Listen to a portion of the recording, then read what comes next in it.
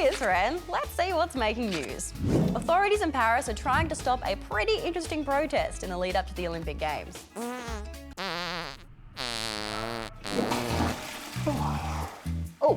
Sorry, Ren, you've caught me practicing for the Paris poop protest. Oh, sorry, what is that? Well, to explain that, I'm gonna need to tell you about one of Paris's most iconic sites, the Seine River. You wouldn't be able to tell from looking at it, but for about 100 years now, swimming in this thing has been pretty much banned. And that's because it's filled with wastewater, rubbish, and sewage. But pretty soon, the Seine River is supposed to be hosting the Olympics opening ceremony.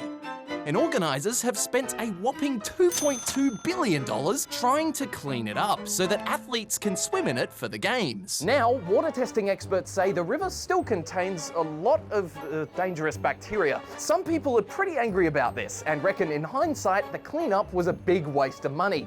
So some of them are threatening to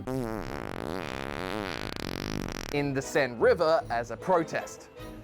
Yeah. And it looks like that might have scared off the French president and mayor of Paris, who both pledged to take a dip in the Seine to prove it was ready, but have since postponed. Yikes. Besides delaying the swimming events a little bit, it doesn't really look like organisers have a plan B. So they're gonna have to hope this strange little protest won't have too many participants.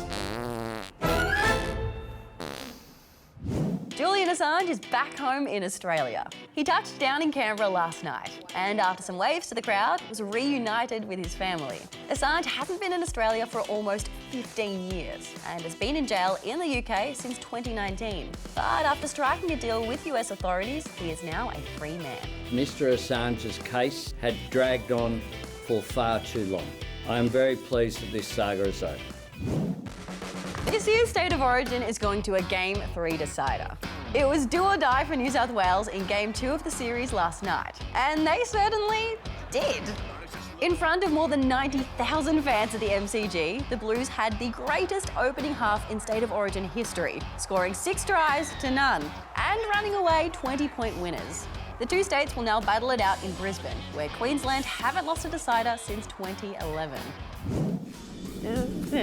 You've probably heard of lots of scientists going to Antarctica, but did you know that for the past 40 years the Australian Antarctic Division has also been sending lots of artists? Check it out.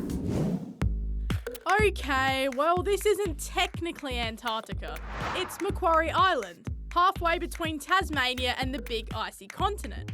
The island is home to millions of different animals, native plants, and for the last few weeks at least, Maura Chamberlain. It's absolutely mesmerising. I mean, you don't feel the pain of the cold or the bogs or the seal wallows that you fall into because it's just such a magnificent place. Maura is a botanic illustrator. Usually she paints plants from botanic gardens, but this year she got to see these plants in the wild, thanks to the Arts Fellowship program run by the Australian Antarctic Division. The AAD has been amazing in getting me here and supporting me, and it's just a fantastic adventure. Over the last 4 decades, the program has given more than 50 artists the chance to do creative projects in the Antarctic region. For Maura, that meant trekking for hours, collecting different plants, and then taking samples back to a studio on board a ship off the coast. Maura's planning for her pieces to be showcased in an exhibition and a book later next year. For someone like me who's never been into a really wild place like this, it is quite an experience. Whew. Now for these next stories, I want you to take all your expectations and put them neatly into a little bin. First, to a regular old bike that just so happens to be 55.16 metres long. It's just become the world's longest bicycle, beating the previous record by an additional 7.66 metres.